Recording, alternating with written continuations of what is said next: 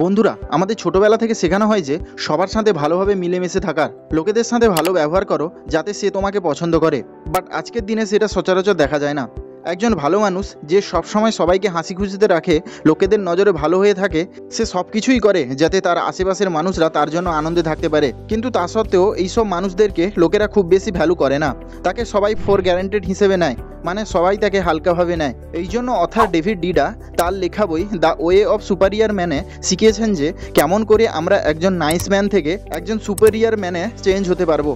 Superior man হলো এমন একজন ব্যক্তি যাকে অলমোস্ট সবাই ভ্যালু করে, তার অ্যাটেনশন এবং কথাকে সবাই ইম্পর্টেন্ট দেয়। একজন সুপিরিয়র ম্যান হলো এমন একজন ব্যক্তি যার হাই ভ্যালু এবং সেলফ এস্টিমেট হয়ে থাকে, কেননা সে তার মধ্যে এমন একটা ক্যারেক্টারকে ডেভেলপ করে নেয় যেটি একটি স্ট্রং পার্সোনালিটিকে রিপ্রেজেন্ট করে। So first point, live as if your father were dead. হ্যাঁ, সত্যিই শুনেছেন আপনি। অথার বলেন আপনাকে এমনভাবে বাঁচতে হবে যে আপনার বাবা এখন আর এই দুনিয়ায় নেই। এই কথাটি আপনাকে হয়তো শুনতে খারাপ লাগছে, কেননা সবাই তার নিজের বাবাকে খুব ভালোবাসে, আর বাবার সম্পর্কে এমন একটা কথা শুনতে হয়তো খুব আনকমফোর্টেবল লাগছে। কিন্তু অথার বলেন ছোটবেলা থেকে আমাদের সব ডিসিশনের রেসপন্সিবিলিটি আমাদের বাবার হয়ে থাকে, আর যখন আমরা বড় হয়ে যাই তখন আমাদের ডিসিশন এবং লাইফের রেসপন্সিবিলিটি সব নিজেকে নেওয়া দরকার। আর এর মানে এটা নয় যে আপনার বাবা আপনার জন্য খারাপ ডিসিশন নেন বা আপনি বড় হয়ে গেছেন সেই জন্য আপনি তার থেকে ভালো ডিসিশন নিতে পারবেন, বরং অথার এখানে আপনাকে লাইফে সেলফ ডিপেন্ডেন্ট বা সেলফ ইন্ডিপেন্ডেন্ট হতে বলছেন। মানে আপনি নিজেই আপনার ভালো এবং খারাপের কারণ হন। মানে আপনি এমনভাবে বাঁচুন যে আপনাকে সব সিচুয়েশনে সাপোর্ট করার মতো কেউ নেই, যেটা করতে হবে আপনাকে নিজেকেই করতে হবে। আপনাকে বলার মতো কেউ নেই যে কোনটা আপনার জন্য রাইট আর কোনটা আপনার জন্য রং। লাইফের সব ছোট বড় ডিসিশন আপনাকে নিজেকেই নিতে হবে, সেটা আপনার ক্যারিয়ার হোক বা রিলেশনশিপ বা অন্য কিছু। এখন আপনাকে কন্ট্রোল করার মতো কেউ নেই, আপনাকে ভালো খারাপ বলার মতো কেউ নেই। আপনার বাবা খুব ভালো আর তিনি আপনার সব সময় ভালোই চাইবেন। উনার যা করার উনি করে দিয়েছেন, কিন্তু এখন যা করার তার জন্য আপনি 100% responsible. Number 2, never change your mind just to please a woman. কোনো মানুষের বিলিভ সিস্টেম এটা ডিসাইড করে যে সে কতটা মেন্টালি অ্যাট্রাকটিভ। মেয়েদের সাথে কমিউনিকেট করার সময় আপনাকে তাকে ভালোভাবে শুনতে হবে, আর সে যদি আপনার প্রসপেক্টিভ চেঞ্জ করার চেষ্টা করছে তার মানে এটা নয় যে আপনি তার কথা মেনে আপনার মাইন্ড চেঞ্জ করে দেবেন, বরং সে এটাকে টেস্ট করছে যে আপনি নিজেকে কতটা বিলিভ করেন। আপনার কাছে কোনো ডিসিশনকে নিয়ে আলাদা বিলিভ রয়েছে, তা সত্ত্বেও আপনি যদি কোনো মেয়ের ডিসিশনকে এগ্রি করছেন তাহলে আপনি একজন দুর্বল বা উইক ম্যান, যার মাইন্ডকে খুব সহজে যে কেউ চেঞ্জ করতে পারে, যার কোনো নিজস্ব আইডিওলজি নেই, যার বিলিভ সিস্টেম নেই, না কোনো সেলফ এস্টিম। কিন্তু একজন সুপিরিয়র ম্যান সবসময় নিজের উইজডমে ট্রাস্ট করেন এবং নিজের ওপর বিলিভ রাখেন। Number 3, stop hoping for completion of task. আমরা সবাই এই একটি ভাবনাতে বন্দী হয়ে রয়েছি যে একদিন না একদিন আমি ওই জিনিসটাকে পাবো যেটাকে আমি পেতে চাইছি, আর সবাই ওই দিনটার জন্য অপেক্ষা করে থাকি, সঠিক অপরচুনিটির জন্য অপেক্ষা করে থাকি যে যেই দিন সব কিছু আমার ফেভারে থাকবে ওই দিন স্টার্ট করব। বাট রিয়েলিটি এটা যে যেমন যেমন একটা মানুষের লাইফ এগোতে থাকে তখন ওটার সম্ভাবনা কম হতে থাকে, বরং ফিউচারে জীবনটা আরও ডিফিকাল্ট হয়ে যায়। Family responsibility, expectation, bigger risk না নিতে পারা, হেলথ প্রবলেম, আরও অনেক কিছু। অথার বলেন যদি আপনি আজ ফার্স্ট স্টেপ না নিচ্ছেন তাহলে ফিউচারে আর কোনো দিন স্টেপ নিতে পারবেন না। ওয়েট করা আর পেশেন্স রাখার মধ্যে পার্থক্য রয়েছে। যদি আপনি প্রথম স্টেপ নিয়ে রেজাল্টের জন্য অপেক্ষা করছেন তাহলে সেটা হলো আপনার পেশেন্স, বাট আপনি যদি কোনো স্টেপ না নিয়ে সব কিছু বেটার হওয়ার জন্য অপেক্ষা করছেন সেটি হলো আপনার টাইম ওয়েস্ট। অথার বলেন every moment waited is a moment wasted. Number 4, your purpose must come before your relationship. যখন কেউ আপনাকে আপনার পারপাস খুঁজতে বলেন তখন আপনি আপনার পারপাসকে আপনার গোল এবং ড্রিমের সাথে রিলেট করতে থাকেন। বাট পারপাসের সিম্পলি মিনিং হলো নিজের স্ট্রেংথকে খোঁজা এবং সেটিকে নিজের জীবনের সাথে জুড়ে নেওয়া।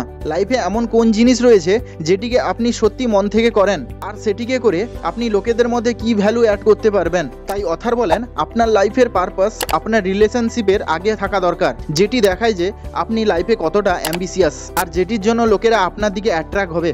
যদি কখনো কোনো পার্সন আপনার আর আপনার পারপাসের মধ্যে আসে, আপনাকে ভালো আইডিয়া দেওয়ার বদলে আপনাকে ডিমোটিভেট করে বা কোনো বাধা সৃষ্টি করে, তাহলে আপনি তাকে সহজে লাইফ থেকে বের করতে পারবেন। আর অন্যদিকে যদি আপনি আপনার রিলেশনশিপকে আপনার পারপাসের থেকে বেশি নজর দেন তাহলে আপনি আপনার অ্যাম্বিশিয়াস, আপনার খুশি এবং স্যাটিসফ্যাকশনকে অন্যের জন্য স্যাক্রিফাইস করে দেন। ফলে এখানে আপনি একজন উইকম্যানের মতো আচরণ করছেন। একজন সুপিরিয়র ম্যান সবসময় নিজের কাজকে রিলেশনশিপের থেকে বেশি ইম্পর্ট্যান্ট দেন, কেননা কেননা নিজের লাইফের পারপাসকে অ্যাচিভ করার জন্য তার এমন সব মানুষের দরকার যারা তার পারপাসকে বোঝে, নাকি বাধা সৃষ্টি করে। এরপর number 5, lead just beyond your age. এই ফিলোসফিটিকে অনেক ক্ষেত্রে ইউজ করা হয়েছে। আপনি তো এটাকে অবশ্যই শুনেছেন যে life begins as soon as you step outside your comfort zone. যদি কেউ তার লাইফকে ইমপ্রুভ করতে চায় তাহলে তার একটি সিম্পল এবং শর্ট রাস্তা হলো নিজের কমফোর্ট জোন থেকে বেরিয়ে যেতে হবে, আর সেই কাজ করতে হবে যেটি আপনার জন্য ইম্পর্ট্যান্ট। কিন্তু বেশিরভাগ মানুষ এটাকে করতে বিফল হন। তারা তাদের কমফোর্ট জোনেই আটকে থেকে যান লাইফ টাইম ধরে, যেটি একটি উইক ম্যানের সাইন। আর এমনটা নয় যে একজন সুপিরিয়র ম্যানকে নিজের কমফোর্ট জোন ছাড়তে ভয় লাগে না, ভয় সবাইকেই লাগে। বাট সবাই এটা দেখায় যে তার মধ্যে কোনো ভয় নেই, সে যখন চাইবে তার লাইফটাকে চেঞ্জ করতে পারবে, কিন্তু সে কখনো করে না। খালি তারা নিজের কমফোর্ট জোনকে ছাড়ার কষ্টটাকে সহন করতে পারে না, এই জন্য তারা খালি এটিকে অ্যাভয়েড করতে থাকেন। কিন্তু একজন সুপিরিয়র ম্যান তার ফেয়ারকে অ্যাকসেপ্ট করে এবং নিজেকে চ্যালেঞ্জ করে। সে বেশি টাকা ইনকাম করতে চায়, নিজের হেলথকে বেটার করতে চায়, আর তাই সে এটাকে করতে পারছে। একজন সুপিরিয়র ম্যান এটাকে অ্যাকসেপ্ট করেন যে সে খুব লেজি এবং এটিকে তাকে চেঞ্জ করতে হবে। 6 নম্বর হলো enjoy your friends criticism. Author বলেন, man grow by challenge while women by praise. সব মেয়েদের নেচার ডিজায়ার হয়ে থাকে, মানে স্পেশাল ফিল করা। আর যখন কেউ কোনো মেয়েকে অ্যাপ্রিসিয়েট করে, তাকে ফিল করায় যে সে কতটা স্পেশাল, তখন মেয়েটি ওই মানুষটার গ্রোতে হেল্প করে থাকে। আর অন্যদিকে ম্যান চ্যালেঞ্জেসের ফলে গ্রো হয়। একজন সুপিরিয়র ম্যান কোনোদিন চ্যালেঞ্জেস থেকে দূরে সরে যায় না, বরং সে সেটিকে অ্যাকসেপ্ট করে, যার ফলে সে তার উইকনেসগুলিকে জানতে পারে এবং তার ওপর কাজ করে। অথার বলেন, প্রত্যেক সপ্তাহে আপনাকে আপনার সবথেকে কাছের বন্ধুর সঙ্গে লাইফকে নিয়ে ডিসকাস করা দরকার, যাতে আপনার বন্ধু আপনাকে ভালো না বলে আপনার মিডিওক্রিটিকে ক্রিটিসাইজ করে, আপনার সব খারাপ দিককে আপনার সামনে তুলে ধরে এবং যেখান থেকে আপনি নিজেকে ইমপ্রুভ করতে পারবেন। এরপর number 7, choose a woman who chooses you. Evolutionary biologist বলেন, সব ক্ষেত্রে মেয়েরাই তার পার্টনারকে চুজ করে, ছেলেরা শুধু মেয়েদের চয়েস হয়ে থাকে। তাই আপনাকে আপনার পার্সোনালিটিকে এমন তৈরি করতে হবে যে সব মেয়েরা যেন আপনাকে চয়েস করে, আপনাকে তাদের পার্টনার বানাতে চায়।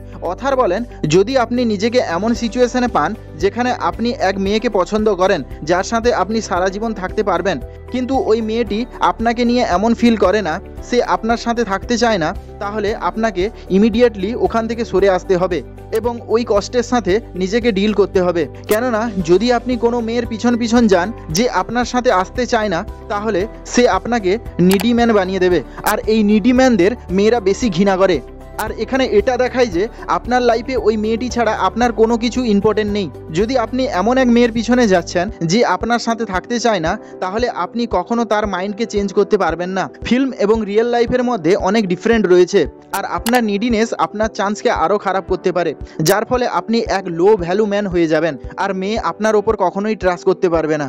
একজন সুপিরিয়র ম্যান সব মেয়েকে সম্মান করেন, নিজের পারপাসের ওপর কাজ করেন, তার লাইফে অনেক কিছু চলতে থাকে, এই জন্য সে কোনোদিন ওমেনকে চেস করে না, বরং সে ওই ওমেনকে চুজ করে যে ওমেন তাকে চুজ করে। এরপর লাস্ট এবং 8 নম্বর হলো ফাইন্ড ইওর কমপ্লিমেন্টারি অপোজিট। 80%-এরও বেশি পুরুষ মাস্কুলিন প্রকৃতির হয়ে থাকে, যে স্ট্রেংথ, কারেজ, লিডারশিপ এবং ইন্ডিপেন্ডেন্সের মতো কোয়ালিটিকে শো করায়, যার সাথে মানুষ প্রোটেক্টিভ এবং সেফ ফিল করে। আর বাকি 20% পুরুষের মধ্যে ফ্যামিনিন প্রকৃতির নেচার দেখা যায়, যা সেন্সিটিভ, ইমোশনাল এবং হিউম্যানিটির মতো কোয়ালিটিকে শো করায়। অথারের অ্যাকর্ডিংয়ে লাভের সিম্পল ইকুয়েশন হলো, যখন কেউ পুরুষ খুবই মাস্কুলিন প্রকৃতির হয়, তখন সে ফেমিনিন প্রকৃতির ওমেনের প্রতি অ্যাট্রাক্ট হবে, যেখানে তারা একে অপরের এনার্জিকে নিউট্রাল করবে। আর অন্যদিকে যদি কোনো পুরুষ ফেমিনিন প্রকৃতির হয়, তাহলে সে হাই মাস্কুলিন মহিলার প্রতি অ্যাট্রাক্ট হবে। এই জন্য আপনাকে আপনার পার্টনারের নেচারকে বুঝতে হবে। মাস্কুলিন এবং ফেমিনিন কোয়ালিটি ম্যান এবং ওম্যান দুজনেরই মধ্যে দেখতে পাওয়া যায়, আর আপনাকে সবসময় নিজের নেচারের অ্যাকর্ডিংয়ে অপোজিট পার্টনার চুজ করতে হবে, যে লং টার্মে আপনার এনার্জিকে কমপ্লিট করবে এবং ব্যালেন্স বানিয়ে রাখবে। তাই যদি আপনার এই ভিডিওটি ভালো লেগে থাকে, তাহলে ভিডিওটিকে লাইক এবং সাবস্ক্রাইব বাটনকে ক্লিক করে এই চ্যানেলটিকে গ্রো করতে সাপোর্ট করুন। Thank you for watching.